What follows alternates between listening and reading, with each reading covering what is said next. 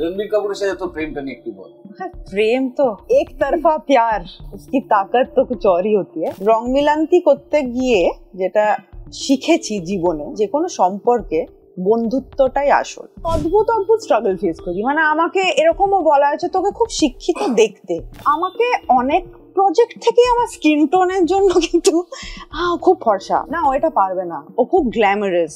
বাজার মার্কেট রিধিমা গৌরব ছাড়া কাজ করবে না। গৌরব রিধিমা, রিধিমা গৌরবটা একদিকে ভালো, কিন্তু ওটা কিন্তু দেখবে নেগেটিভটা আমার উপরেই আসে, গৌরবকে অ্যাফেক্ট করে না। সেটা পার্টিতে বা অনেক আড্ডায় অনেকে বলে কোভিড তো ওরা একটা বানানো জিনিস, কোভিড বললে কিছু হয়নি, ইচ্ছে করে ওয়ান টাইট স্ল্যাপ, কিন্তু সেটা তো আর করতে পারি না। ধরো আমি একটা ফটোশুট করেছি, সেটা নিয়ে কিন্তু ইমিডিয়েটলি কোনো না কোনো আর্টিকেল বেরোবে যে সব্যসাচী চক্রবর্তীর বৌমাকে এইরকম পোশাকে দেখা গেল।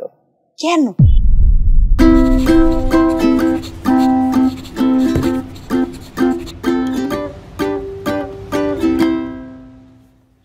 আমার একটা প্রচন্ড বদনাম আছে, আমি সচরাচর সুন্দরীদের বোন বানাই না। এক্ষেত্রে একটা ব্যতিক্রমী ঘটনা ঘটে গেছে। একজন প্রচন্ড সুন্দরী মহিলা, একজন স্বপ্ন সুন্দরী, সে কিনা ঘটনাচক্রে আমার বোন। আমি তাদের সাথে তাদের ব্যাচেলার ট্রিপ করেছি, তাদের সাথে তাদের বাড়িতে রাত বিরেতে আবছা হয়ে গেছি, কেঁদেছি, কেটেছি, লাফিয়েছি, ঝাঁপিয়েছি। আর আমার এই বাড়িতে অবারিত দ্বার, মানে আমার যদি মনে হয় যে আমার কাজ নেই, 1 মাস কোথায় খাবো, আমার ঠিকানা হচ্ছে আমার বোনের বাড়ি, আমার বোনের বরের বাড়ি। আজকে আমি আপনাদের সামনে সাক্ষাৎকারের জন্য এনেছি বাংলা ছবির অত্যন্ত গুণী অভিনেত্রী, বাংলা সিরিজের অত্যন্ত গুণী অভিনেত্রী, বাংলা ভাষার অত্যন্ত গুণী অভিনেত্রী, আমার বোন রিধিমা ঘোষকে। Ridhima, thank you. তারপর বলো কিরকম চলছে জীবন? খুব ভালো, ভীষণ এনজয় করছি।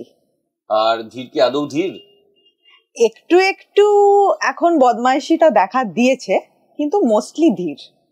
কিন্তু খুব কি ধীর হলে বিশ্বাসযোগ্য হবে? তুই যেমন ধানি লঙ্কা। না, বিষয়টা হচ্ছে ছোটবেলায় আমি ভীষণ ধীর ছিলাম, আচ্ছা, যত বড় হয়েছি আমি হ্যাঁ, কিন্তু বড় হওয়ার পরে আমার মনে হয় ওটা কম্পেনসেট করছে, কারণ ওর বাবা অনেকটা ধীর। তো হ্যাঁ, বাবা এট টাইমস ধীর, এট টাইমস ধীরের প্রচন্ড রাগ, ধীরেরও প্রচন্ড রাগ, মানে ওটা রানস ইন দ্য ফ্যামিলি। আচ্ছা, তাহলে তুই কখন ভাবলি যে আমি অভিনয় করব?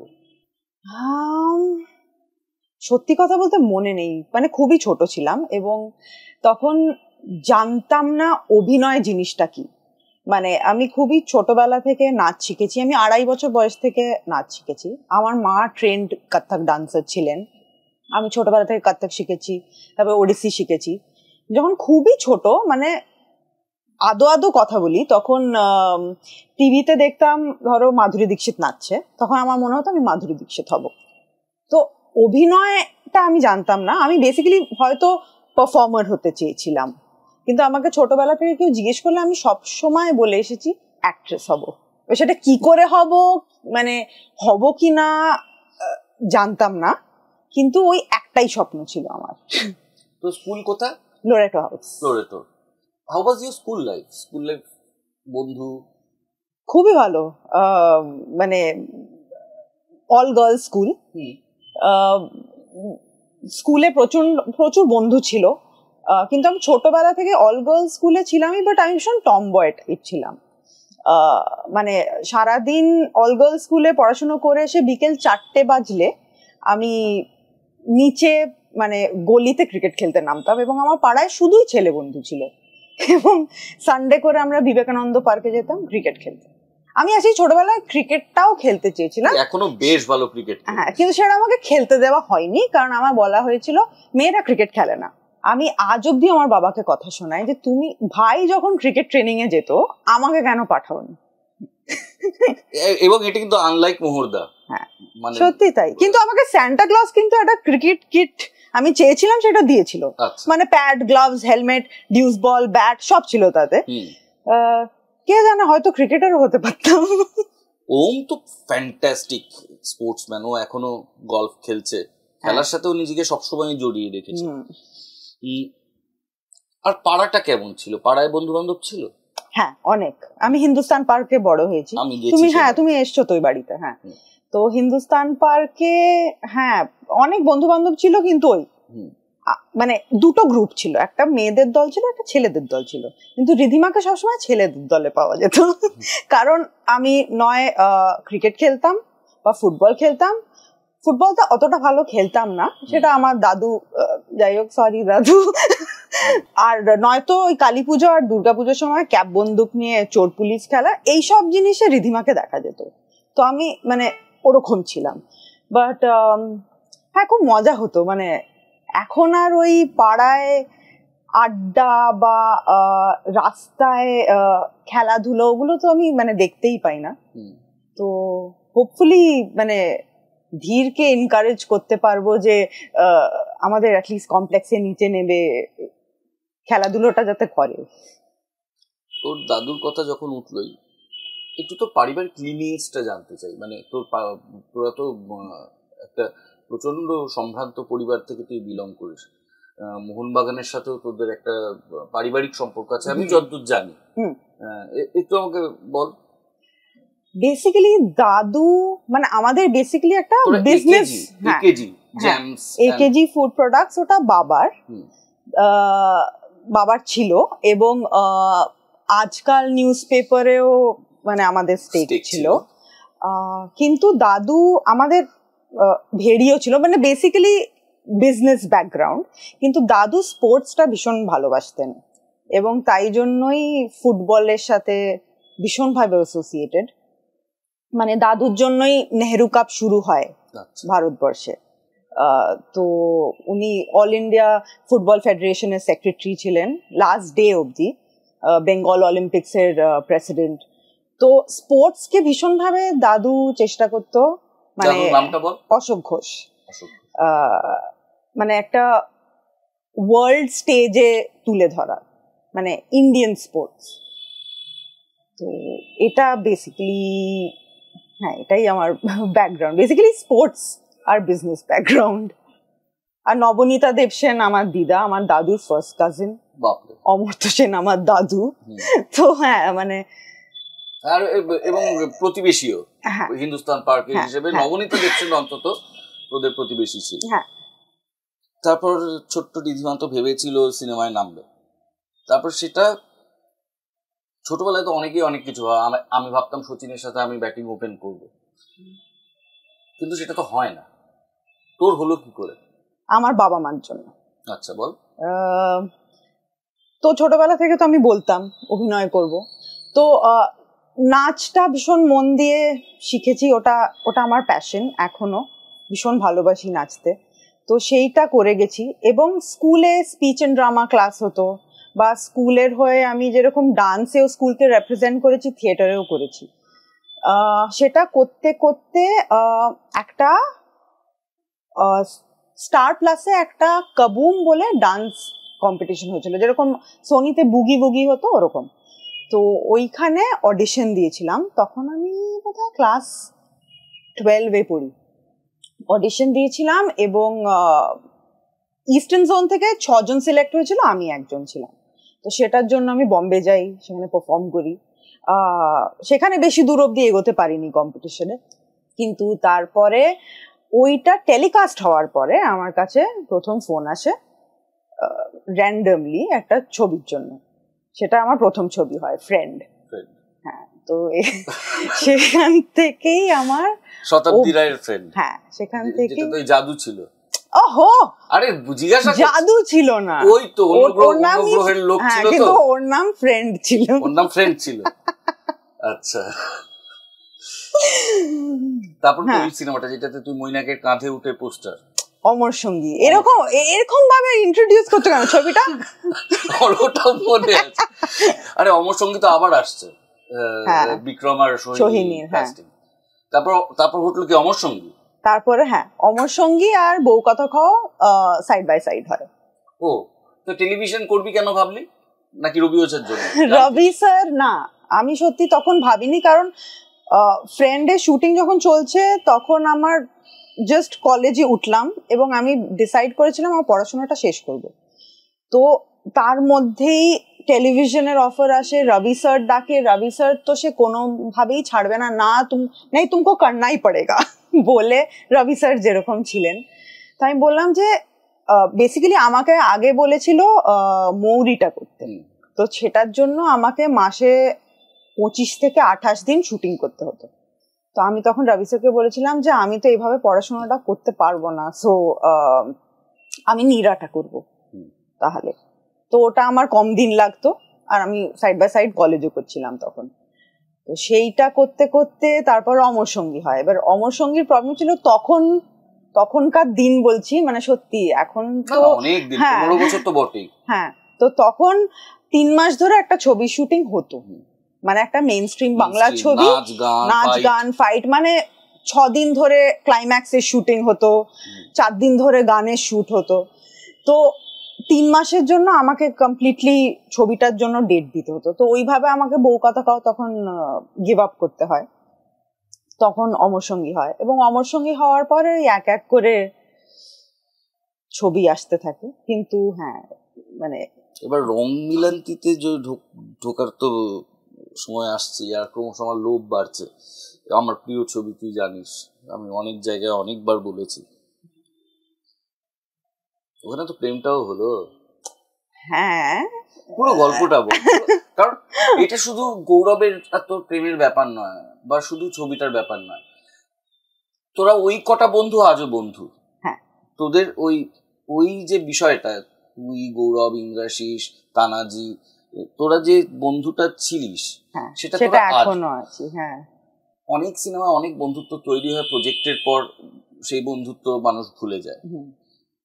তো রং মিলান্তির পুরো প্রসেসটা জানতে চাইবে। ওই কয়টা বাচ্চা মিলে রং মিলান্তি না, মানে আমার জীবনে একটা ম্যাজিকের মতো বেসিক্যালি। আমি তখন মানে পুরোপুরি মেইন স্ট্রিম বাংলা ছবি করছি। কিভাবে রং মিলান্তি আমার কাছে এলো আগে সেই গল্পটা বলি। হ্যাঁ, রুফাস মানে আমার ছেলে, এখন আর নেই, বাট তখন ওর পেট। হ্যাঁ, তো রুফাসের একদিন সকালে দেখলাম চোখটা ভীষণ লাল হয়েছে, এবার কেন কিছুতেই বুঝতে পারছি না। তখন আমি ওকে মৈত্রী বলে একটা ক্লিনিক আছে, ভেট ক্লিনিক, দেশপ্রিয় পার্কে, ওখানে আমি রুফাসকে নিয়ে সকালবেলা যাই একবার দেখাতে। তো একটু পরে দেখি একজন লোক ঢোকে, আমি ওনাকে চিনি অবভিয়াসলি, কৌশিক গাঙ্গুলি, তার পেটকে নিয়ে, জেট বলে ওনার একটা ল্যাব্রাডর ছিল, তাকে নিয়ে ঢোকে। তো একটু পরে দেখলাম যে লোকটা বারবার আমার দিকে তাকাচ্ছে, বাইরে চলে যাচ্ছে, আবার তাকাচ্ছে, বাইরে চলে যাচ্ছে। একটু উইয়ার্ড লাগলো। তারপরে আমাকে কৌশিক দা আবার বললো, একটু আপনার সঙ্গে কথা বলতে পারি? আপনার সঙ্গে এনিওয়ে, তো বাইরে গেলাম কথা বলতে। বললো, আমি কৌশিক গাঙ্গুলি, আমি একজন ডিরেক্টর। হ্যাঁ, অফকোর্স আমি চিনি।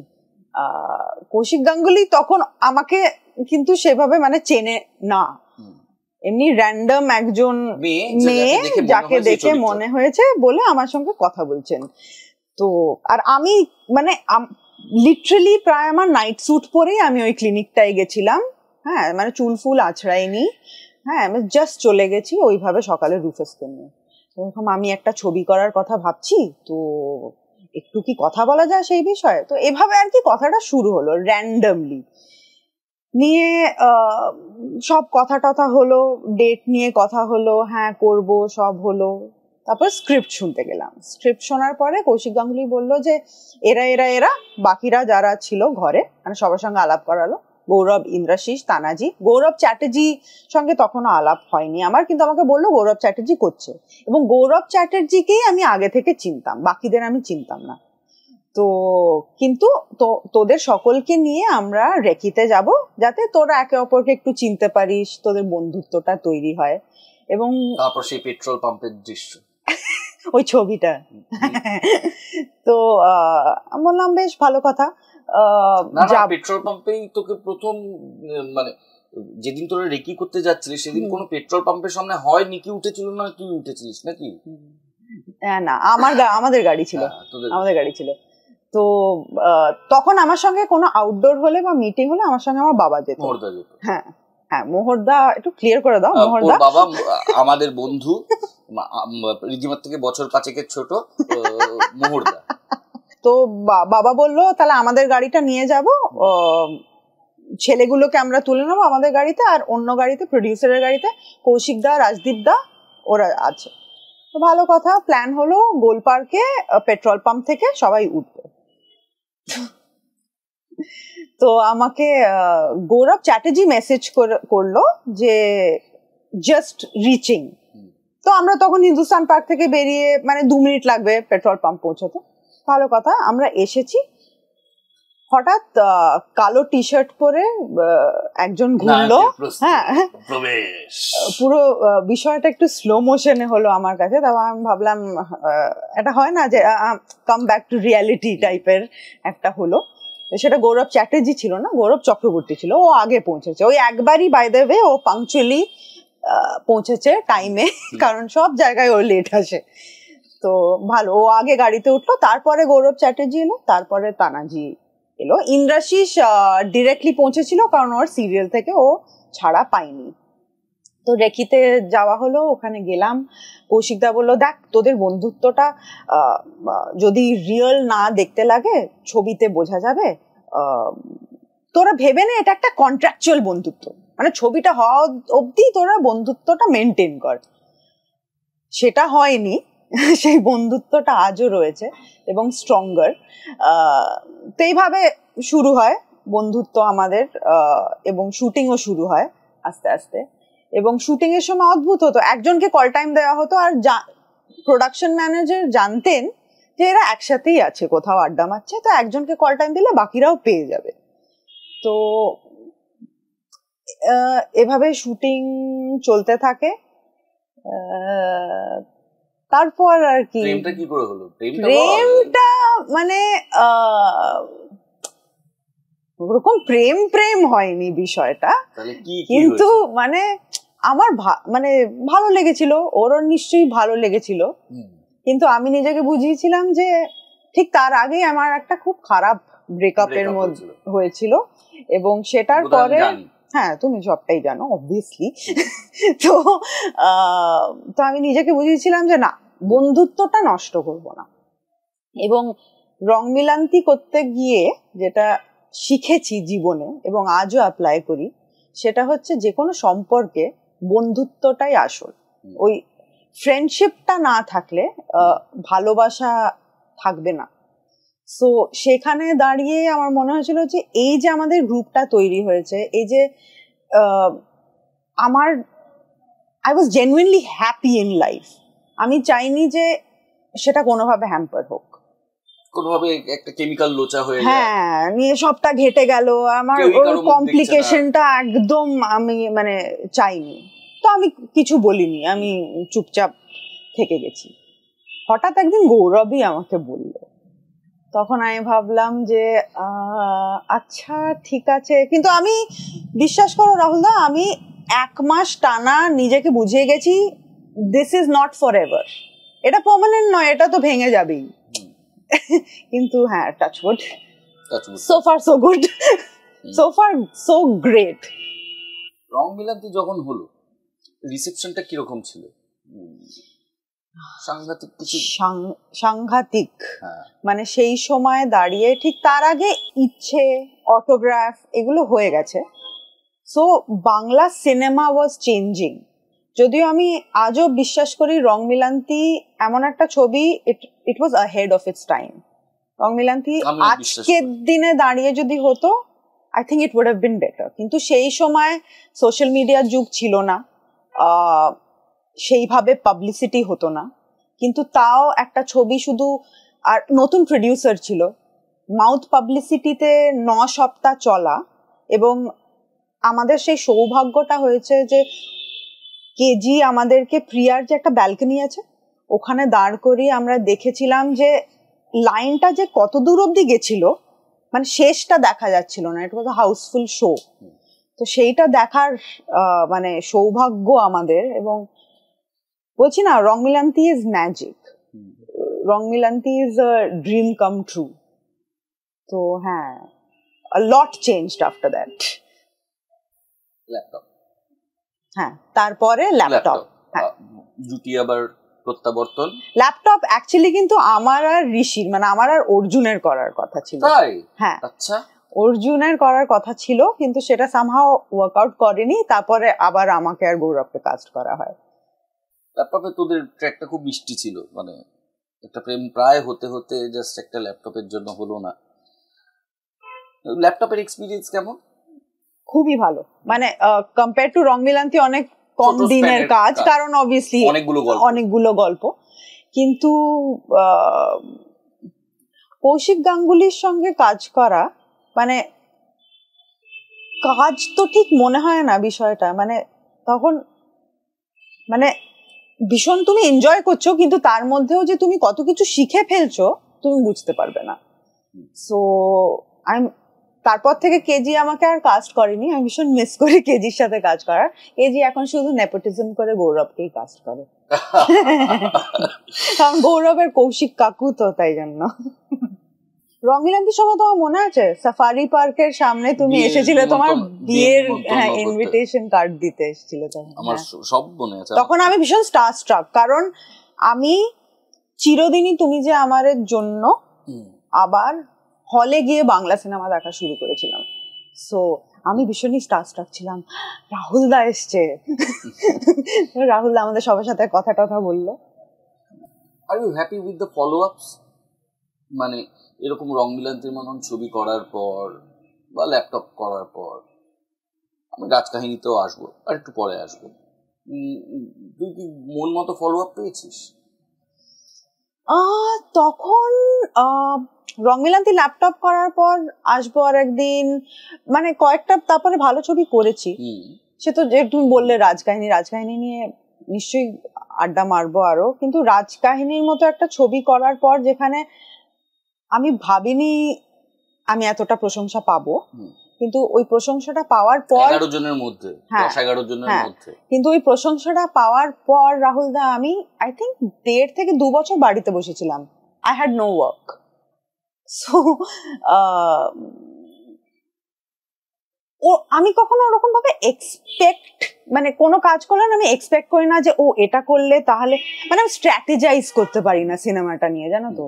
মানে এইটা করলে হয়তো আমার জন্য বেটার হবে, বা তাহলে এটা ছেড়ে দিয়ে এটা করবো না, কিন্তু একে আগে কথা দিয়ে ফেলেছি। আমি না, মানে ওই ক্যালকুলেশনটা করতে পারি না। আমার যদি কাউকে ভালো লাগে, স্ক্রিপ্ট ভালো লাগে, ডিরেক্টর ভালো লাগে, if I connect, I just go ahead and do it. আর আমি যদি কাউকে আগে কথা দিয়ে দিই, I will do that first, কারণ আমার ডেট কমিট করা হয়ে গেছে। তো এবারে আমি maybe I have not been strategic enough in my career, সেইভাবে যদি ভাবি, but it's okay, I am happy. Half সিরিয়াসটাও তো খুব ইন্টারেস্টিং একটা ছবি ছিল। হ্যাঁ, হাফ সিরিয়াস সর্বমর্ত মিলিয়ে একটা মজার উৎসবের ডিরেকশন ছিল। হ্যাঁ, প্রবলেমটা কি হতো না, তখন অনেক ভালো প্রজেক্টই হয়েছে, কিন্তু সবই না নতুন প্রোডিউসার, তো প্রপার রিলিজ বা প্রপার পাবলিসিটি, তখন তো সোশ্যাল মিডিয়াও নেই যে আমি রোজ একটা করে পোস্ট করছি আর আরো অনেক বেশি লোকের কাছে পৌঁছে যাচ্ছে ছবির পাবলিসিটিটা। তখন পোস্টার, যদি টিভিতে ট্রেলার চলে, এই তো কটা জিনিস। হ্যাঁ, সঙ্গীত বাংলা, হ্যাঁ, এর বেশি তো আর প্রমোশন বলে সেরকম কিছু ছিল না। আর ঠিক রিলিজের আগে কয়েকটা মিডিয়া হাউসের সাথে ইন্টারাকশন। তুই যে ধানি লঙ্কার মতন ঝাল ঝাল কথা বলিস, তার কোনো দোষ নেই বলছিস?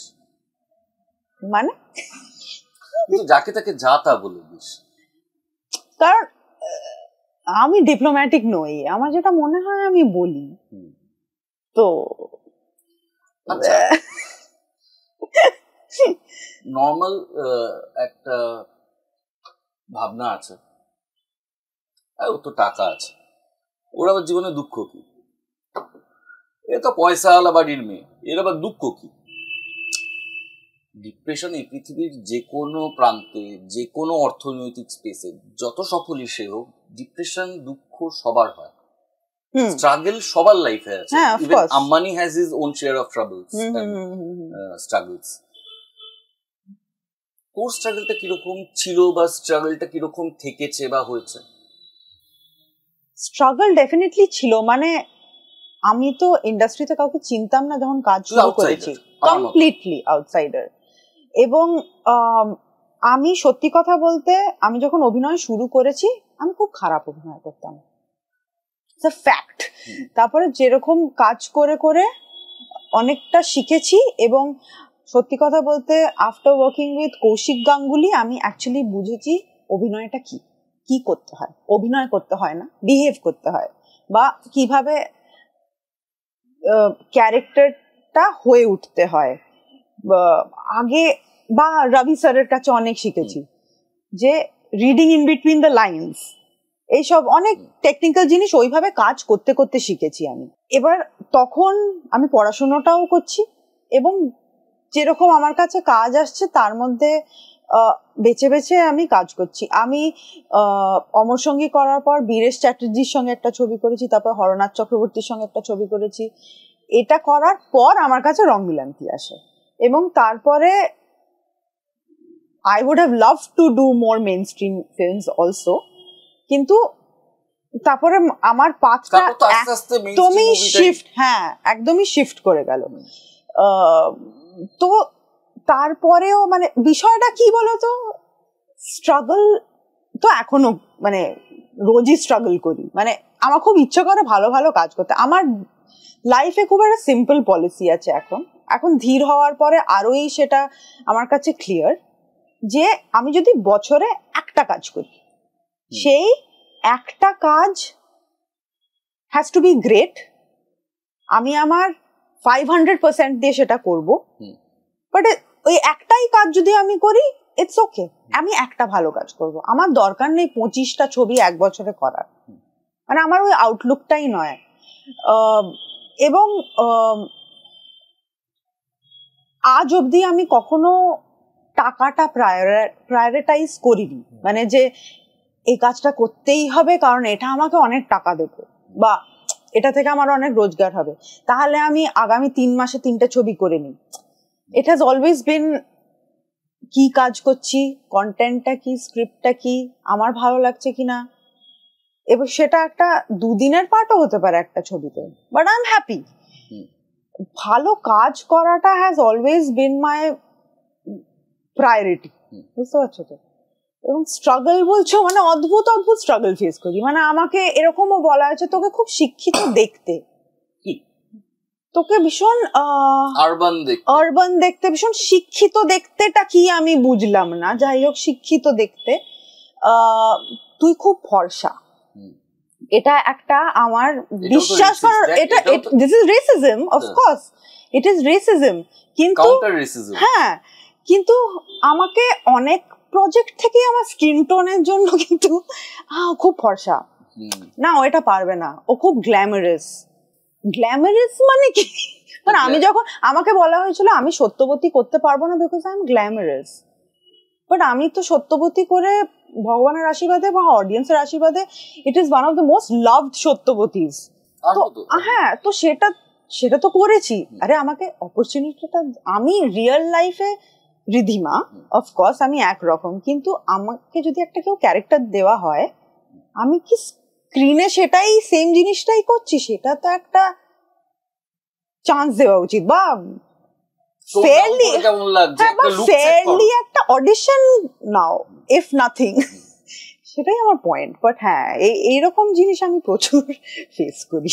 তুই তো মোরদা বল, বৌদি বল, কারো কাছে চড় থাপ্পড় জীবনে খেয়েছিস বলে? প্রচুর মার খেয়েছি মার কাছে ছোটবেলায়, কিন্তু তোর সব মার একদিকে, রাজকাহিনীর মার একদিকে। ও প্লিজ প্লিজ, ওই মার তো জীবনে খাস না কোনোদিন না, আর আমি খেতেও চাই না। কটা চড় ছিল এক্স্যাক্টলি সব মিলিয়ে খেয়েছিলিস? ইনটেক ওকে টেক মিলিয়ে আই থিংক 46 না 48 আমি গুনেছিলাম তখন। আর সেদিন সন্ধ্যেবেলা লেট ইভিনিং এ আমার বাড়িতেই ওর আসার কথা। না, আমরা সিনেমা দেখতে যাচ্ছিলাম সেদিনকে, পিকে দেখতে যাচ্ছি। গালটা না মানে বাগালটা ফুলে লাল হয়ে এরকম হয়ে গেছে। না, দ্যাট ইজ বিকজ সৃজিতা ঋতুদিকে বললো ঋতু প্রত্যেকটা চড় যেন সত্যি হয়। আমি ভাবছি এতবার চড় খেতে হবে, মানে আচ্ছা ঠিক আছে, ঠিক হবে। হ্যাঁ, তাহলে এই অ্যাঙ্গেল থেকে 3টে, ওই অ্যাঙ্গেল থেকে 6টা, টপ অ্যাঙ্গেল থেকে 5টা। লাস্টে যখন ওই সময়টা আসে না, যখন ঋতুদি মেরেই যাচ্ছে হ্যাঁ, তারপরে চেঁচাবো। আমাকে সৃজিতদা বললো 14টা খাওয়ার পর চেঁচাস। আর 2টো কুকুর ছিল, সে বেচারা নিচে শুয়ে বসে আমাকে সুন্দর চেটে যাচ্ছে, এই করছে। আর আমাকে, আর এমন একটা চরিত্র, মানে কোনো ডায়লগ ছিল না, কিছুই না, but it is the most difficult character I have played ever. কারণ আমার সারাক্ষণ চোখ ডেড রাখতে হবে। তো এরকম হয়েছে, যখন সিন চলছে আমি ভাবছি আজকে আমি তাহলে লাঞ্চে কি খাবো, কারণ আমি যদি ডায়লগ শুনি আমার চোখ তো রিয়্যাক্ট করেই ফেলবে, তো আমি তো সেটা করতে পারবো না। তো ভীষণ ডিফিকাল্ট ছিল। আর সেই রকম অবস্থায় অন্য কিছু ভাবতে ভাবতে আমি গুনে গেছি। মান্ডি দেখেছিস? হ্যাঁ, আচ্ছা, মানে রাজকাহিনী আসার পর আমি মান্ডি দেখেছি। তো সেইটা যখন 12টা চড় হয় আমি আর পারিনি, আমি তখন চেঁচিয়েছিলাম। তাদেরকে সৃজিত বলেছিল কি রে 14টার জায়গায় 12টা? না না না, ভাগ্যিস বলেনি। ও যখন শুট করে প্রচন্ড ড্রিভেন থাকে তো। কিন্তু যেটা সব থেকে স্ট্রাইকিং, রাজকাহিনীতে বাকি সব চরিত্র আছে, কিন্তু তোকে দিয়ে সিনেমা ওপেন হচ্ছে, আর ওপেন হচ্ছে মান্টোর গল্প দিয়ে, যেখানে তুই পাজামাটা নামিয়ে দিস, জাস্ট দরজা বন্ধের কথাটা শুনলে তো একটা মেয়ে এতবার রেপড হয়েছে, জানলা খোলো, জানলা খোলো, খোলোটা শুনে হ্যাঁ নিজের পাজামা নামিয়ে দেয়। এবং এটা ঐতিহাসিক একটা গল্প, মানে মান্টোর। তো একমাত্র তো তুই ছিলিস মান্টোর গল্পের সেই পার্টটা। সো রাজকাহিনীতে তুই দারুণ এক্সেপশনাল। কিন্তু যখন তোর কাছে ছবিটা আসলো তখন তোর কোনো ইনসিকিউরিটি কাজ করেনি যে আরো 10 জন অভিনেত্রী আছে, তার মধ্যে আমার কোনো সংলাপ নেই, আমাকে আদৌ যদি বাকিদের মধ্যে আমি হারিয়ে যাই তাহলে কি হবে? সত্যি কথা বলতে স্ক্রিপ্টটা শোনার পরে আমার সেটা মনে হয়নি। আমাকে যখন সৃজিতদা ফোন করে বলে যে প্রথমেই জিজ্ঞেস করে তোর কোনো ইন্টিমেট সিন করতে অসুবিধে আছে কিনা, তখন আমার মনে আছে আমি বললাম যে না, মানে তুমি যদি মানে এস্থেটিকলি শুট করো তাহলে আমার অবভিয়াসলি প্রবলেম হবে না। তারপরে বলে যে এরকম একটা করছি বলে একটা জিস্ট বলে, তখন আমি সৃজিতদাকে বলেছিলাম প্লিজ একটু শুনতে পারি।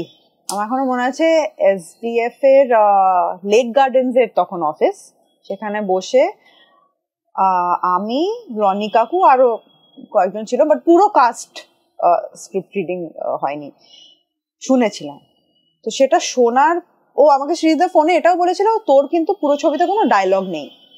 তখন আমার মনে হয়েছিল পুরো ছবিতে ডায়লগ নেই মানে কি করছি, একটু ইন্ট্রিগিং লেগেছিল।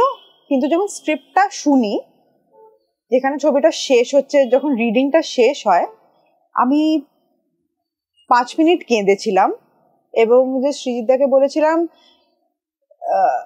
Thank you for believing in me, I hope I don't let you down. So মোটামুটি পেরেছি আই গেস সেটা করতে। খুবই ভালো পেরেছিস। এখান থেকে আমি একটা সূত্র পেলাম যে তোর ইন্টিমেট সিন করতে আপত্তি নেই, তুই সাহসী একজন অভিনেত্রী,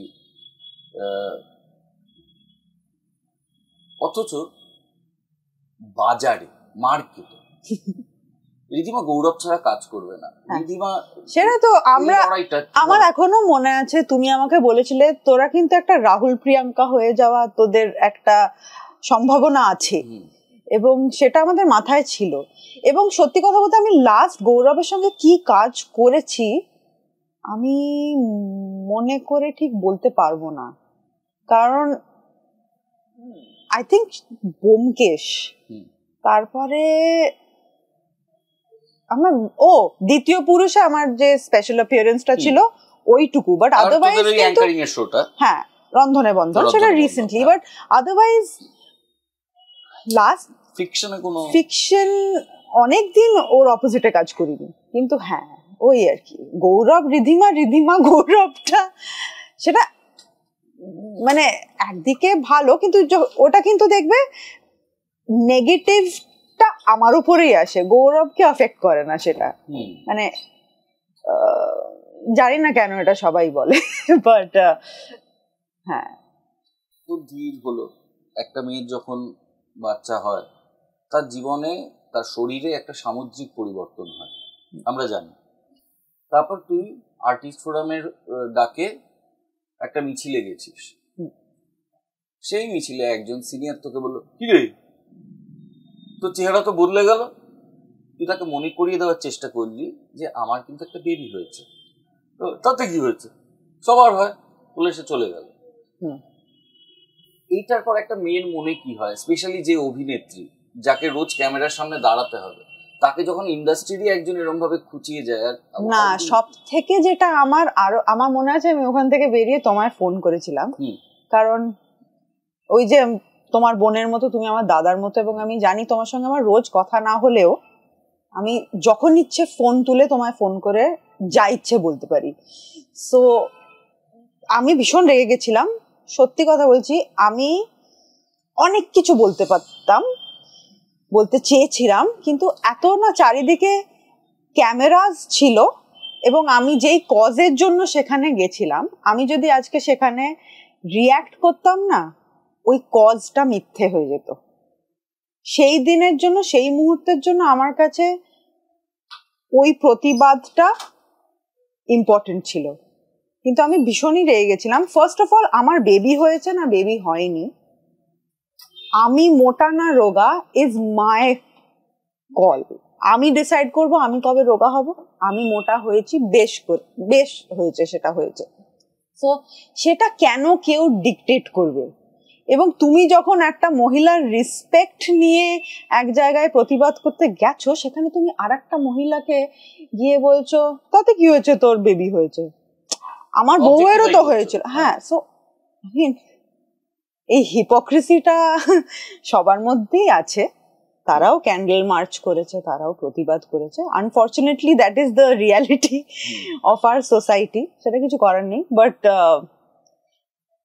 হ্যাঁ, মানে রাগ হয়েছিল, কিন্তু মানে আমি তো এখনো রোগা হইনি। I am taking my time and I think it is okay. তুই রোগা হয়েছিস, অনেকটাই রোগা হয়ে গেছিস। হ্যাঁ, বাট যদি না হই, আমার পয়েন্ট ইজ ইটস ওকে। মানে অ্যাবসলিউটলি বডি পজিটিভিটির এই যুগে, হ্যাঁ, মানে আমি তো আর মানে দিনে 4 ঘন্টা জিম করে, প্রচুর ডায়েট করে, I am still feeding my baby. তো আই এম ওকে।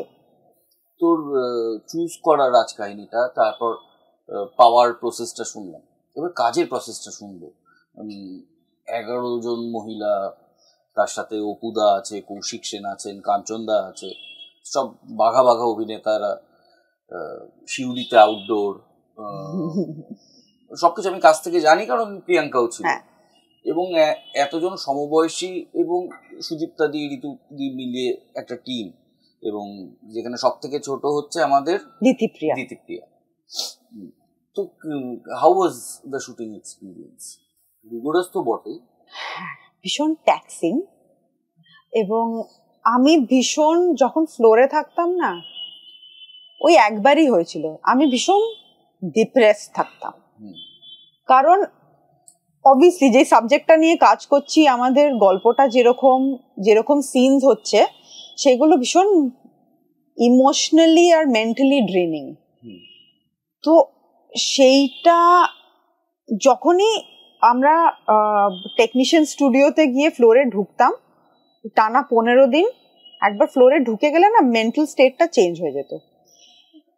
কিন্তু যখন আমি আর প্রিয়াঙ্কা যখন মেকআপ রুমে আড্ডা মারতাম, বা আমরা সবাই মিলে একসঙ্গে আউটডোরে যখন আড্ডা মেরেছি, তখন জিনিসটা কমপ্লিটলি আলাদা। বাট ওই যে সকালে গিয়ে আমার ওই একটা ছেঁড়া কুর্তা আর পাজামা পরে, চুলটাও আঁচড়াতাম না, নিয়ে ফ্লোরে চলে যেতাম, ওই যে যেতাম, যতক্ষণ না প্যাক আপ হতো আমি ফাতেমা হয়েই থাকতাম। তো এবং ওই ছবিটা করতে গিয়ে আমি ভীষণ ডিপ্রেসড হয়ে যেতাম, কারণ ইন বিটুইন না বেশি কথা বলা হতো না, আর বাকি সবার ডায়লগস আছে, তারা কথা বলছে, আমি কন্টিনিউয়াসলি চুপ, ভিতরে ব্রুট করে যাচ্ছিস, কন্টিনিউয়াসলি চুপ। আমাকে কমপ্লিটলি অন্য জিনিস নিয়ে ভাবতে হচ্ছে, আমি ইমোট করতে চাইলেও ইমোট করতে পারছি না, তো নিজেকে আটকে রাখতে হচ্ছে। তো সবকিছু ওয়াজ ভেরি মানে ড্রেনিং, মানে কষ্ট হতো কিন্তু সেটা প্রকাশ করতে পারতাম না আর কি। সো হ্যাঁ, ভীষণ ডিফিকাল্ট ছিল ওই শ্যুটটা, but one of the best shoots of my life definitely. ব্যোমকেশের কথা আছে, ব্যোমকেশ তুই দুটো ধাপে করেছিস, একবার গৌরব মানে নিকির সাথে, নিজের বরের সাথে, আরেকবার অনির্বাণের সাথে। আমি কোনো ব্যোমকেশের মধ্যে তুলনা তোকে করতে বলছি না, অভিনেতাদের মধ্যে তুলনা হয় না, এটা আমি নিজে অভিনেতা হয়ে ওই বোকামিতে যাবও না। How different was those to experience? Very very different. কারণ প্রথমত যখন টেলিভিশনে আমরা ব্যোমকেশ করেছি, গৌরব আর আমার দুজনেরই বয়স অনেক অল্প।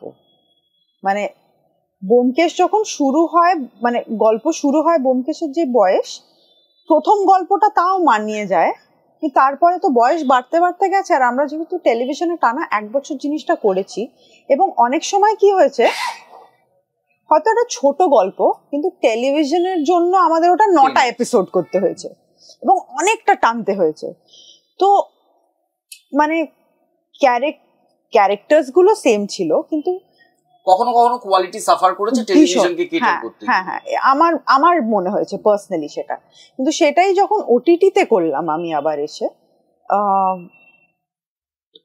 তখন তো ওটা সিনেমার মতো করে শুটিং হচ্ছে, অনেক বেশি যত্নও আছে তাতে, তাতে অনেক বেশি সময় আছে। হ্যাঁ মানে আমরা টেলিভিশনে যখন ব্যোমকেশ করেছি, এরকম অনেক সময় হয়েছে আমি ফ্লোরে গিয়ে স্ক্রিপ্ট পেয়েছি, তখন একবার বলা বলি করে আমরা সিন করেছি। তো ওই শুটিংটা অনেক বেশি ডিফিকাল্ট। মানে এরকমও হয়েছে আমরা সকাল 7টায় শুটিং শুরু করেছি, রাত্রি 3টে প্যাক আপ করেছি।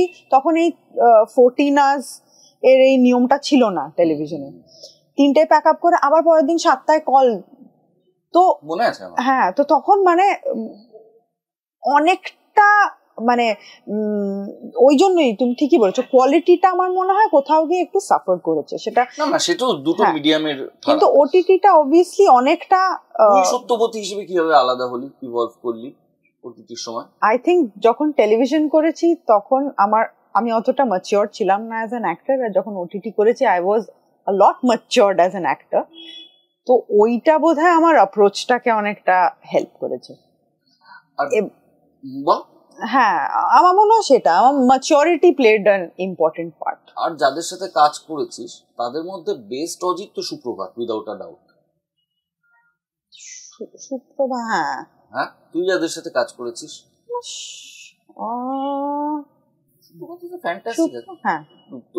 সুব্রতদার প্রতিও একটা ইয়ে আছে নাকি? না সেটা বলছি না, না মানে সবাই ভালো, মানে হ্যাঁ সুপ্রভাতের সঙ্গে বেশি দিন করেছি, অ্যাসোসিয়েশনটা আমাদের ট্রায়োটা বেশি দিন ছিল। হ্যাঁ, এত পপুলার ফিল্ম ফ্যামিলির পার্ট তুই একটা। সব্যসাচী চক্রবর্তী শ্বশুর, গৌরব চক্রবর্তী বর, মিঠু চক্রবর্তী শাশুড়ি, অর্জুন চক্রবর্তী দেওর। এটাকে তোর প্লাস মনে হয় না তোর নেগেটিভ মনে হয়? মানে আজকে ইন্টারভিউতেও ডাকলে তোকে একা ডাকার বদলে হয়তো গৌরব রিধিমা বলে দুজনকেই ইন্টারভিউতে ডাকবে, হ্যাঁ, বা বাইট নেওয়ার সময় একসাথেই বলে দাও তোমরা, এটা হয়। হ্যাঁ, অথচ বোঝে না শিল্পী হিসেবে তুই কিন্তু একদম ডিফারেন্ট একটা ইন্ডিভিজুয়াল। মানে অনেকেই আমাকে ফোন করে বলে, আচ্ছা প্রিয়াঙ্কার টাকা পয়সা কত হবে একটু যদি তুমি আমাদের জানাও। আমরা মানে প্রিয়াঙ্কার টাকা কি নেবে সেটা আমি ডিসাইড করবো এবং আমি আপনার সাথে আলোচনা করবো? এক তো আমি সেক্রেটারি নই, আর প্রিয়াঙ্কা একজন আলাদা শিল্পী, সেখানে স্বামী স্ত্রী বিষয়টা আসে না। কিন্তু তোদের এই যে দিনের পর তোকে যে এটা দিনের পর দিন ডিল করতে হয়, সব্যসাচী চক্রবর্তীর বৌমা, গৌরব চক্রবর্তীর বউ, সেটা একটু সমস্যা হয়ে যায় মাঝে মধ্যে? সমস্যা মানে আমার তরফ থেকে হয় না, মানে লোকজনের তরফ থেকে এটা খুব সমস্যা হয় আমার মনে হয়। মানে ওই যে বললাম গৌরব রিধিমাকে মানে আলাদা ইন্ডিভিজুয়াল হিসেবে মাঝে মাঝে দেখা হয় না। গৌরবকে তাও দেখা হলেও রিধিমাকে ডেফিনেটলি দেখা হয় না। রিধিমা সবসময় বেটার হাফ, সেটা এখন হয়ে গেছে আর কি। আর একটা বিষয় যেটা হয়, আমি একজন অভিনেত্রী, আমি ধরো একটা র্যান্ডমলি আমি একটা আমার কাজের জন্য বা হোয়াট এভার আমরা তো ফটোশুটস করে থাকি, তো ধরো আমি একটা ফটোশুট করেছি, সেটা নিয়ে ইমিডিয়েটলি কোনো না কোনো আর্টিকেল বেরোবে যে সব্যসাচী চক্রবর্তীর বৌমাকে এইরকম পোশাকে দেখা গেল। কেন, মানে কেন? আমার প্রশ্নটা হচ্ছে, মানে এই লিঙ্কটা বাড়ালেন সব্যসাচী চক্রবর্তী। হ্যাঁ, সব আরো মানে সব বিয়ার্ড সেদিন ছিল সুইমিং পুলে আদুরে চুমু খেলেন গৌরবকে রীতি। হ্যাঁ, এটা কি? এটা কিরকম হয়? চুমু নিয়ে তো এখন যাই হোক, মানে হ্যাঁ, মানে আমি এটা বুঝতে পারি না, এটা কেন হবে? কোভিড আমাদের প্রত্যেকের জীবনেই সেটা একটা সাংঘাতিক রূপ নিয়ে এসেছে। কিন্তু আমি আমার লেখাতেও লিখেছি, যেটা তুইও পড়েছিস, যে নিজের লোক না যাওয়া অবধি তো মানুষ টের পায় না যে কোভিডটা কতটা মারাত্মক। আমি প্রথম টের পেয়েছিলাম কোভিড আমাদের বাড়িতে নক করছে যখন দেখলাম তোর মা অসুস্থ হলো। কারণ তার আগে অবধি আমার নিজের কেউ অসুস্থ হয়ে, মানে অসুস্থ হলেও সেটা 2 দিন 3 দিনের যেটা ছিল, নিজের ঘরে থাকো সেরে যাও। বল ওই সময়টা টাকার অভাব নেই, সোর্স আছে, কিন্তু কিছু করার নেই। হোয়াট ওয়াজ দ্যাট, মানে আর তোর মা তোর জীবনে, তারপর মুহূর্তের প্রসঙ্গেও আসবে। মানে প্রথমত মানে আজও দাঁড়িয়ে আমি বিশ্বাস করতে পারি না যে এটা হয়েছে। যখন ফার্স্ট কোভিড শুরু হলো, মনে আছে যখন লকডাউন হলো, আমরা কিন্তু খুব আনন্দে বাড়িতে ছিলাম। আমরা গ্রুপ ক্রিয়েট করলাম, ভিডিও কল করতাম, রোজ আড্ডা হতো। আমি আজকে এই রান্নাটা করলাম, ছবি পাঠালাম, এইসব হচ্ছে। যখন সেকেন্ড ওয়েভটা হিট করলো, তখন আমরা অ্যাকচুয়ালি রিয়েলাইজ করলাম কোভিডটা কি। ও ড্যাশ, হ্যাঁ হ্যাঁ হয়ে গেল। এবং চারিদিকে হচ্ছে ঠিক আছে, কিন্তু ওই যে তুমি বললে, অ্যাকচুয়ালি তুমি রিয়ালিটিটা বুঝতে পারবে যখন তোমার নিজের কারুর সেটা হবে। মানে এখনো না মাঝে মাঝে দেখবে অনেক পার্টিতে বা অনেক আড্ডায় অনেকে বলে কোভিড তো ওরা একটা বানানো জিনিস, কোভিড বললে কিছু হয়নি, অনেকে বলে। ইচ্ছে করে ওয়ান টাইট স্ল্যাপ, কিন্তু সেটা তো আর করতে পারি না। যাই হোক, তো মার প্রথমে তো জ্বর। বোন ওম ক্যানাডাতে, হ্যাঁ তুই একা সামলাচ্ছিস। ওম আমার ভাই। হ্যাঁ ওম ওর ভাই। হ্যাঁ ভাই ক্যানাডাতে। মার কোভিড হলো, বুঝতে পারলাম ঠিক আছে, একদম কম বয়স, she was 55 এবং নো কোমরবিডিটিস, নাথিং। তো প্রথমে তো জ্বর, যেরকম জ্বর হলো ঠিক আছে, কোয়ারেন্টাইন করছে বাড়িতে। আমার অনন্তদা আর মায়াদি, ওদের দুজনেরও কোভিড ধরা পড়ে। তো আমাদের সাউথ সিটির বাড়িতে ওরা 3 জন আলাদা আছে। আমি বাবাকে বললাম তুমি ওখান থেকে বেরিয়ে এসো, তুমি আলাদা থাকো, কারণ এটা সেফ না। কারণ বাবা তখন পজিটিভ টেস্ট করেনি। তো মা নর্মাল যে ওষুধগুলো আর কি তখন খাওয়া হচ্ছে সেইগুলোই খাচ্ছে। আর আমি বলেছিলাম অক্সিমিটারে তুমি খালি অক্সিজেন, হ্যাঁ ওটা খালি মনিটর করো। তো একদিন মেসেজ করলো মা যে আমার খুব ভয় করছে, আমার অক্সিজেন স্যাচুরেশন 80 সামথিং, 82, 83। তো তখন মানে যাকেই যে কোনো ডক্টরের সাথেও কথা বলছে, অ্যাকচুয়ালি তখন তো ডক্টররাও ঠিক বুঝতে পারছেন না যে কি করতে হবে বা কি করা উচিত। হ্যাঁ, তো উপুড় হয়ে শুয়ে থাকো, তাতে নাকি অক্সিজেন স্যাচুরেশন বাড়তে পারে, এসব অনেক কিছু হচ্ছে। অক্সিজেন সিলিন্ডার হুট করে তো পাওয়াও যাচ্ছে না, এসব হচ্ছে। আমাদের এক চেনা ডাক্তার বললেন যে একটা ওই চেস্টে স্ক্যান, HRCT থোরাক্স, ওটা ইমিডিয়েটলি করাও। তো ওটা কোনো মতে নিয়ে গিয়ে করানো হলো এবং ভীষণই খারাপ রিপোর্ট এলো এবং ডক্টর সাজেস্ট করলো ইমিডিয়েটলি হসপিটালাইজেশনের প্রয়োজন আছে। এবং মার সাথে অনন্তদাকেও আমরা HRCT থোরাক্স করানো হয়, কারণ অনন্তদারও অক্সিজেন স্যাচুরেশন খুবই কম ছিল এবং সেটাও খারাপ ছিল। এবং এদিক ওদিক ফোন টোন, কোনো হসপিটালে তো কোনো জায়গা নেই, মানে বাইরে গিয়ে লোকে অ্যাম্বুলেন্সে করে ওয়েট করছে, যদি কোনো বেড খালি হয় তারা ভর্তি হবে তখন। তো ওটা তো একটা মেস।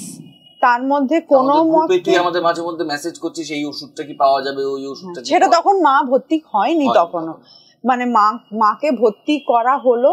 মাকে যখন ভর্তি করছি মা প্রথমে জিজ্ঞেস করলো আমার তো বেডটা পাওয়া গেছে, অনন্তর কি পাওয়া গেছে? তো মানে একই হসপিটালে দুজনেরই চিকিৎসা হয়েছে। অনন্তদা কেম ব্যাক হোম, মা ডেন্ট। বাট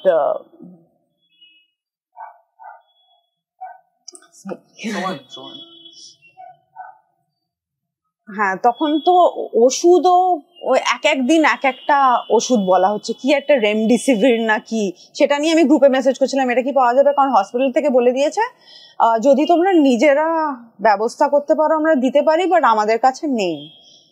তো আমাদের এই গ্রুপটা, যেটা আমাদের একটা গ্রুপ হ্যাঁ আছে, সেখানে সকলে ভীষণ হেল্প করেছিল তখন। এবং মার ফার্স্ট ডোজ অফ রেমডেসিভির কিন্তু অ্যাকচুয়ালি মনিদা আমাকে হেল্প করে জোগাড় করতে, মানে এসডিএফ এর মহেন্দ্র সোনি। ফার্স্ট ডোজ মার ডোজ মনিদার জন্যই মাকে ওই ওষুধটা দেওয়া যায়। সেকেন্ড ডে আমরা অনেক এদিক ওদিক ফোন টোন করে, সে তো না হয় আমাদের সোর্স আছে রাহুলদা, আমরা কোনো মতে জোগাড় করতে পেরেছি। সে যতই সোর্স থাকুক যাই থাকুক, at the end of the day মাকে বাঁচাতে পারিনি। কিন্তু হসপিটাল থেকে আমাদের এটাও বলেছিল যে আপনাদের তো সোর্স আছে, দেখুন না যদি একটু এক্সট্রা পান তাহলে বাকি পেশেন্টদের দেওয়া যাবে। তো যাই হোক সেগুলো দেওয়া হলো, বাট মা 4 দিনে চলে গেলেন।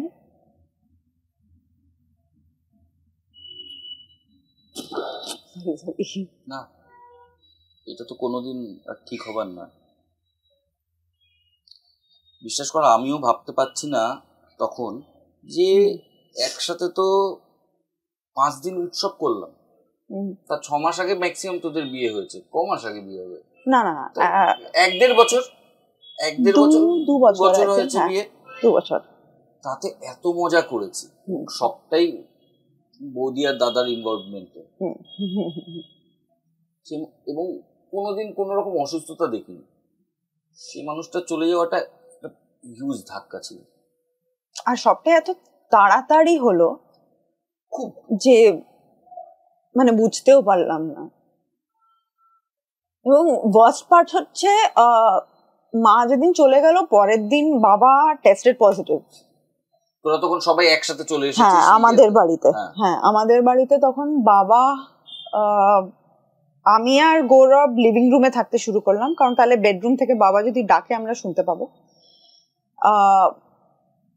সৃজিতদা খুব হেল্প করেছিল, অক্সিজেন সিলিন্ডার আমাদের কমপ্লেক্সের থেকে একটা জোগাড় করতে পেরেছিলাম, আর তারপর সৃজিতদা পাঠিয়েছিল।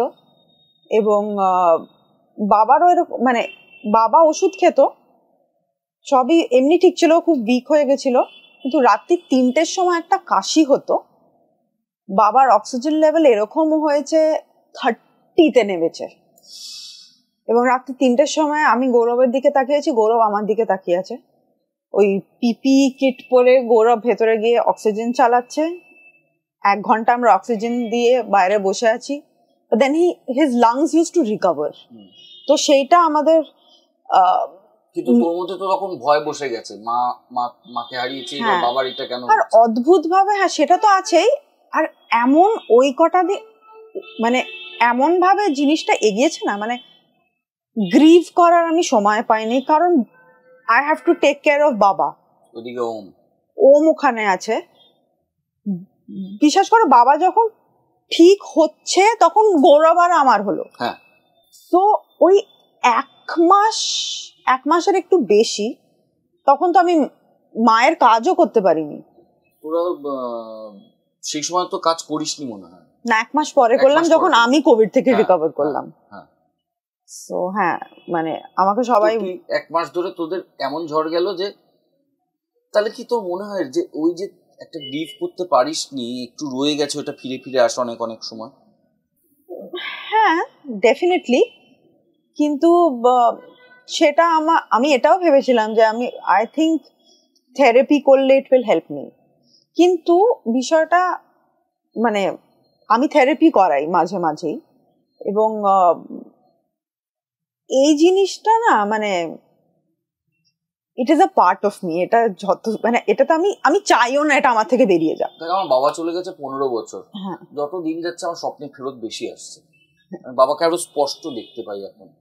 আগে যাও বা একটু আবছা আবছা লাগতো স্বপ্নে, এগুলো থেকে মনে হয় না কেউ বেরোতে পারে। কারণ পুরো ছোটবেলা প্রথম ফুটবল কেনা, মেয়েদের ক্ষেত্রে হয়তো সেটা আলাদা, বা সবকিছুর সাথে বাবা মা এমন ভাবে জড়িয়ে থাকে, এমন ভাবে। আর আমরা না সকালের রোদকে কি কখনো ভাবি এটা কি দারুণ? আমরা ভাবি এটা তো টেকেন ফর গ্রান্টেড, সকাল হয়েছে রোদ উঠবে। তেমনি বাবা মা থাকবে, তারা যে থাকবে না এটা তো কখনো আমরা নিজেদের বিশ্বাসই করাই না। মাফিয়া এমন একটা কাজ যাতে আবার অনেকগুলো কম বয়সী ছেলে মেয়ে একসাথে হলো, এবং একটা লার্জ স্কেলের কাজ। তার সঙ্গে এটা তো মাল্টিলিঙ্গুয়াল ছিল, you shot it twice, Hindi Bangla একসাথে শুট হয়েছিল। হ্যাঁ, বল মাফিয়ার এক্সপেরিয়েন্স একটু বল আমাদেরকে। মাফিয়া 20 দিন না 25 দিন আমরা শুটিং করেছিলাম, এবং অল নাইট শুটস, মানে দিনের বেলা বোধহয় একদিন শুটিং ছিল। এবং নর্থ বেঙ্গল না? নর্থ বেঙ্গল, হ্যাঁ, চালসায়। মজা হয়েছিল বেশ, কারণ এখান থেকে আমি, ঈশা, অনিন্দিতা, হ্যাঁ তখন অনিন্দিতা মোস্টলি এখানেই কাজ করছে, রিম্পি, আর এখান থেকে না না না আমরাই ছিলাম, বাকি সবাই বম্বে থেকে এসেছিল। এবং ঈশা, হ্যাঁ আমি, ঈশা, রিম্পি এখান থেকে, বাকি সবাই বম্বে থেকে। তানময় কলকাতারই, কিন্তু মোস্টলি বম্বেতেই কাজ করে। তো হ্যাঁ, ডুয়াল ল্যাঙ্গুয়েজে মজা হতো শুট করতে। মানে পরের দিকে কিরকম হতো বলো তো, ধরো জিজ্ঞেস করে নিলাম আগে হিন্দিটা হচ্ছে, ওকে, তো আগে হিন্দি ডায়লগটা বলে নিলাম, গ্যাপ দিলাম, তারপরে সেমটা আবার ধরো ক্লোজ চলছে, তখন বাংলায় বলে দিলাম। আর মাঝে মাঝে খুব কমপ্লিকেটেড যদি কোনো সিন হতো, যেখানে যেহেতু মাফিয়া একটা ওরকম গেম যেখানে সবাই চেঁচামেচি ঝগড়াঝাটি, বিরসাদা বলতো চাপ আছে বুঝলি, ইংলিশে করি, তাহলে দুটোতে চলে গেল। হ্যাঁ, এটা দুবার করে শুট করতে হলো না। তো মজা হয়েছিল বেশ। এবং হিন্দি আমি ভালোই বলতে পারি, এবং ওটা একটা নতুন রকম এক্সপিরিয়েন্স হলো যে দুটো ল্যাঙ্গুয়েজই একসাথে। তুই ইন্ডাস্ট্রিতে বন্ধু বলতে কাদের বলতে পারিস? কারা তোর বন্ধু? তুমি? হ্যাঁ, গৌরব তো আছেই, ইন্দ্রাশিস, তানাজি, গৌরব চ্যাটার্জি, সাহেব, অনিন্দিতা, সোহিনী এমন একজন মানুষ, ওর সঙ্গে আমার হয়তো রেগুলারলি কথা হয় না, কিন্তু আমি ওকে তাও বন্ধু বলবো। বন্ধু যদি তুমি বলো, অনির্বাণ মাঝে মাঝে, ওর সঙ্গে আমার বেশিটা ঝগড়াই হয়, যাই হোক, কিন্তু হ্যাঁ মাঝে মাঝে বন্ধু। অনির্বাণকে সামনে থেকে প্রিপেয়ার হতে দেখা ব্যোমকেশের জন্য বা কাজের জন্য কেমন প্লিজ। আমার প্রথম এক্সপিরিয়েন্স, অনির্বাণকে আমি আগে থেকে চিনি, কারণ অনির্বাণ আর গৌরব একসঙ্গে একটা ছবি করেছিল আগে কলকাতায়, কলম্বাস। তখন থেকে আমার অনির্বাণের সঙ্গে আলাপ। তারপরে আমার কাছে এলো ব্যোমকেশ হচ্ছে অনির্বাণ। তো আমি এক্সাইটেড, আমি ওকে আগে থেকে চিনি, অনেকবার আড্ডা মেরেছি একসাথে। ফার্স্ট ডে ফ্লোরে গেলাম, প্রথমত 4 ঘন্টা লেট এসেছিল। আমি সেদিনকে ওকে সারা দিন সালমান খান বলে ডেকেছিলাম, 4 না 5 ঘন্টা লেট এসেছিল। এনিওয়ে, তারপরে ফ্লোরে গিয়ে আমি দেখলাম অনির্বাণ আমার সঙ্গে কথা বলছে না। যেটা কি মানে চিনি তো, মানে এরকম অ্যাটিটিউড দেখাচ্ছে আমাকে। হ্যাঁ, আর তুমি তো জানো আমি কিরকম আর কি, দেখালে ডবল দেখাবো। তো আমি বললাম যে তুই কেন কথা বলছিস না আমার সঙ্গে? হ্যাঁ, আমি সবার সামনে এরকম জিজ্ঞেস করলাম। না ঠিক আছে। আমি বাড়ি গিয়ে গৌরবকে বললাম যে অনির্বাণ আমার সাথে কথাই বললো না, ও নিজেকে কি মনে করে, এই সেই অনেক। পরের দিন ভারতলক্ষ্মীতে শুটিং হচ্ছে, দেখছি খুব গল্প করছে। বললাম তুই আজকে কেন আমার সঙ্গে গল্প করছিস? 2 দিন আগে তো গল্প করিসনি। না আসলে তখন তো আসলে ব্যোমকেশ আর সত্যবতীর দেখা হয়নি, তাই আমি তোর সঙ্গে গল্পটা করছিলাম না, আজকে তো ব্যোমকেশ প্রেম নিবেদন করবে সত্যবতীকে, তাই আমি আজকে তোর সাথে কথা বলছি। আল্লাহ, মানে তোর এই অদ্ভুত অ্যাপ্রোচটা, কিন্তু ওটা ওই একবারই হয়েছে সিজন 1 এ। সিজন 2 থেকে হ্যাঁ মানে তুই আর অনির্বাণ তো খুবই মজা করিস একসাথে থাকলে।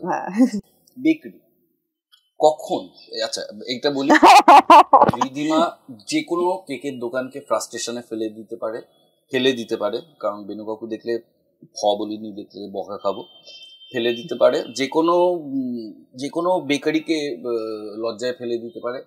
আমরা গৌরবের জন্মদিনের জন্য ওয়েট করি বাকি সবকিছুর থেকেও বেশি গৌরবের বার্থডে কেকের জন্য, ভাগ নিয়ে আমাদের ঝামেলা হয়ে যায়। তুই কবে আবিষ্কার করলি এটা যে তোর এই প্যাশনটা আছে?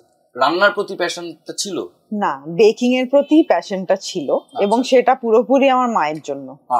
মায়ের সঙ্গে ওই ক্রিসমাসের সময় ব্রাউনি বেক করা বা চকলেট কেক বেক করে ডেকোরেট করা, এইটা দিয়ে অ্যাকচুয়ালি আমার রান্নাঘরে ঢোকার যাত্রাটা শুরু। এবং মাই প্রথম আমাকে আমার প্রথম ওটিজিটা কিনে দেয়, যেখানে আমি নানান রকম বেক করতাম এবং প্রচুর জিনিস বেক করে এই ঘরেই এনেছি এর আগে অনেকবার, যেখানে আমরা সবাই মিলে খেয়েছি। তখন অনেক বেশি এক্সপেরিমেন্ট করতাম, যখন চকলেট এক্লেয়ার্স, ম্যাকারুনস অনেক কিছু বানাতাম। এখন আর সেই সব সময় পাই না, কিন্তু হ্যাঁ মানে আমার বেকিং বলো বা আমার জীবন বলো বা আমার অভিনয় বা পারফরমেন্স বলো, সবটারই ইন্সপিরেশন অ্যাকচুয়ালি মা। সো হ্যাঁ, আমার এই প্যাশনটা মার থেকেই, এবং মার পুরনো সেই বেকিং এর বই, সেই মানে অনেক পুরনো আর কি, মা এলাহাবাদ থেকে, তো সেখানকার কোনো বুকশপ থেকে সব বেকিং এর বই টইগুলো এখনো আমার কাছে আছে। তো বেকারিটা জানি না, কিন্তু হোপফুলি দেখি কোনো একদিন। অনেক কথা মাকে নিয়ে আমরা বললাম, কিন্তু মুহুর্দাকে নিয়ে কথা না বললে আমাদের আড্ডা সম্পূর্ণ হবে না। কারণ মুহুর্দা এমন একটা মানুষ, যদি আমাদের পার্টিতে কোনো কিছুর অভাব হয় আমরা মুহুর্দার কাছে গিয়ে চাইতে পারি, এবং মুহুর্দার মতন ভালো বন্ধু এবং এত কম বয়সী একটা মানুষ মন থেকে আমরা দেখিনি। তো তুমি জানো রং মিলান্তিতে এই যে 4 জনের বন্ধুত্ব আমার আগে আমার বাবার সঙ্গেই হয়েছে। আমি জানি, মানে গৌরব অ্যাকচুয়ালি আমার বাবার আগে বন্ধু, দেন আমি। হ্যাঁ, এই মানুষটা ওরকমই, মানুষটা ওরকম। আমি মুহুর্দাকে রাত বিরেতে জ্বালাই জয় ইস্ট বেঙ্গল বলে, কারণ মোহনবাগানের পাগল ফ্যান। হ্যাঁ, তোমাকে হ্যাঁ জয় মোহনবাগান বলে। তো এরকম একটা মানুষের সংস্পর্শে বড় হওয়া, দিলদার খোলা মনের মানুষ, হাউ হি শেপড ইউ, মা কিভাবে শেপ করেছে তো বললি। বাবা থেকে যেটা শিখেছি ইজ জীবনে লিভ লাইফ কিং সাইজ, এবং everything will be all right at the end of the day. মানে অনেক রকম বিপদ আসতে পারে জীবনে, বা আমি ছোটবেলায় দেখেওছি, যেহেতু বিজনেস ফ্যামিলি, অনেক রকম স্ট্রাগলস, আপস এন্ড ডাউন সবই থাকে, কিন্তু ছোটবেলায় কখনো সেটা বুঝিনি আমাদের কোনো প্রবলেম হয়েছে বা কোনো প্রবলেমের মধ্যে দিয়ে যাচ্ছি, বা বাবার মন খারাপ, এই জিনিসটা আমি কখনো দেখিনি। এবং আমার মনে হয় বাবার মতো একজন এত স্ট্রং, মানে কি বলবো, বাবার মতো মন এই পৃথিবীতে আর কারোর নেই। এবং আমার মনে হয় এই জিনিসগুলো আমি বাবার থেকে পেয়েছি, and I would like to be like my father, সেই রেসপেক্ট থেকে, যে পজিটিভিটিটা বাবার, যেটা সবসময়, হ্যাঁ সবসময়, এবং সবসময় মুখে হাসি, এবং নিজের যতই প্রবলেম হোক he goes out of his way সবাইকে আগে হেল্প করবে, আগে সবাই ঠিক থাকুক, সবাই এভরিথিং ইজ সেটেল, সবাই খুশি, কারুর কোনো প্রবলেম নেই, আমার প্রবলেম আমার কাছে, আমি বুঝে নেব, কিন্তু সেটা আর কেউ বুঝতে পারবে না। যেমন ধর তোর মার যখন ঘটনাটা ঘটলো, আমরা কেউই সেভাবে কাছে গিয়ে দাঁড়াতে পারিনি, কারণ সেই সময়টাই ছিল কোয়ারেন্টিনে, কেউ কারোর সাথে দেখা করবে না। কিন্তু তারপর তোর ঠাম্মিও চলে গেল, তখনও যখন আমি মুহুর্দার কাছে গেছি, আমরা তখন লন্ডনে, তুমি তখন বাবার সাথে গিয়ে একটা ইভিনিং স্পেন্ড করেছিলে, তো আমার মনে হচ্ছে কাকে কাকে সহানুভূতি, এ তো উল্টো আমাকে চিয়ার আপ করে দিচ্ছে, ভিতরে যাই চলুক। তো শ্বশুর শাশুড়ি সম্বন্ধে একটু বল, তারা কিরম মানুষ? ভীষণই ভালো। তো মানে ভালো আমরা সবাই জানি, ভালো বলবো, দে ভেরি সিম্পল, মানে ভেরি, মানে কোনো কমপ্লিকেশন নেই, কোনো মানে মানে প্যাঁচানো নয়, মানে সিম্পল, সাধারণ। এবং মনে হয় মানে বাবা যে এমন একজন লেজেন্ড, সেটা বা সুপারস্টার, সেটা কখনো মনেই হয় না যে একজন, এখন তো হ্যাঁ বাবা, বাট তার আগে বেনু কাকু, মানে এরকমই ভীষণ নর্মাল, যেটা আমার সবচেয়ে বেশি ভালো লাগে। এবং আমার মনে হয় ওনারা এত নর্মাল এবং সাধারণ এবং সিম্পল বলেই আজকে কিন্তু গৌরব আর অর্জুনও এরকম। That is a big thing. প্রচন্ড শিক্ষিত দুটো মানুষ, মানে গৌরব অর্জুন। মানুষকে সম্মান কিভাবে জানাতে হয়, তাকে কিভাবে তাকে শ্রদ্ধা জানাতে হয়, অন্তত ওদের দেখলে সেটা বোঝা যায়। আপনারা তো দেখলেন, ওকে আমি জিজ্ঞাসা করলাম তোর ভালো বন্ধু কারা, তাতে সবার আগে আমার নাম নিয়েছে। তুই এক্ষুনি আমাকে গালাগালি দেবে। আমি একটা স্বপ্ন দেখেছি, কি রণবীর কাপুর তোকে রাখি পরাচ্ছে। এই তুই রণবীর স্বপ্নটাই ভুল দেখেছো, তুই রণবীর কাপুরকে রাখি পরাচ্ছিস মানে কোন সিনেমাতে? রণবীর কাপুরের সাথে তোর প্রেমটা নিয়ে একটু বল। প্রেম তো কিভাবে এক তরফা প্যার, হ্যাঁ उसकी ताकत तो कुछ और ही होती है, হ্যাঁ ঠিক আছে, ওটা মানে ওটা থাকবে। তুই অফিসে মনে হয় রণবীর কাপুরকে দেখে ভেউ ভেউ করে কেঁদেছিলি নাকি? না, চোখে জল এসেছিল, দেখা হয়েছিল, কথা হয়েছিল। যেটা কি মজার না, রণবীরের দিদির নাম রিধিমা। হ্যাঁ, সেটা ও নিজেও আমাকে বলেছিল। অ্যান্ড আনফরচুনেটলি তুমি কি জানো, যেহেতু ঋষি কাপুর আর নিতু সিং এর মেয়ের নাম রিধিমা দেওয়া হয়েছিল, আমার বাবা মা আমার নাম ওখান থেকে ইন্সপায়ার্ড হয়ে আমার নাম রিধিমা দিয়েছিল।